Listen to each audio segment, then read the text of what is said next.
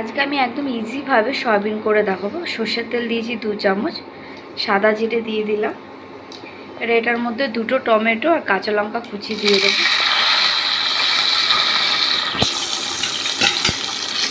টমেটোটাকে একটু নেড়ে চেড়ে নেব।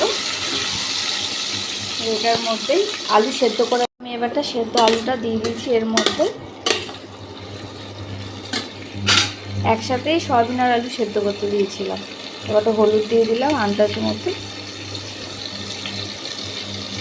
নুন দিলাম আন্দাজ করে, আর হলুদটা দিলাম এই বড় চামচের অর্ধেকটা।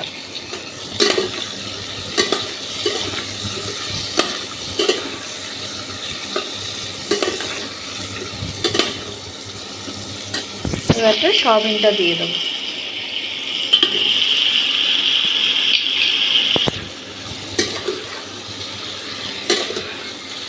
একদম ইজিভাবে করবো।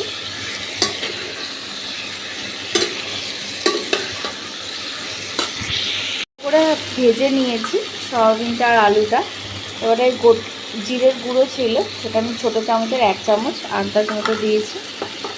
আর যে গোটা ধনের গুঁড়ো দিয়েছি ছোটো চামচের 1 চামচ। এই চামচের আন্দাজে জিরের গুঁড়ো, ধনের গুঁড়ো দিয়েছি, আর লঙ্কার গুঁড়ো দিয়ে দিলাম। যেরকম ঝাল খাবে সেরকম দিয়ে দেবো।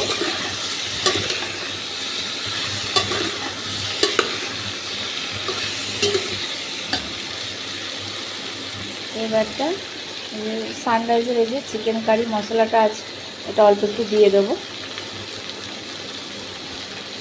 আর এখন একটু গরম মশলা অল্প করে দিয়ে দিলাম।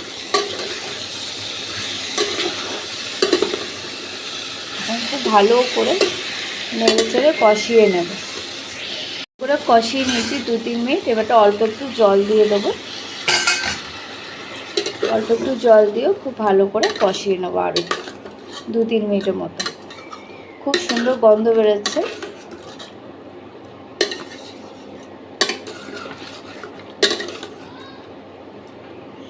আরও 2-3 মিনিট এরকম কষিয়ে নেব।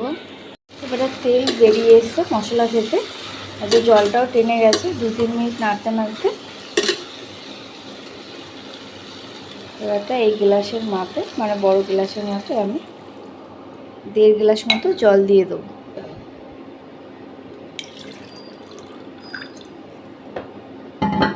বেশি মশলা না, একদম অল্প মশলা, পেঁয়াজ রসুন ছাড়া, আদা ছাড়া, একদম ইজিভাবে আমি আলু সয়াবিনটা করলাম।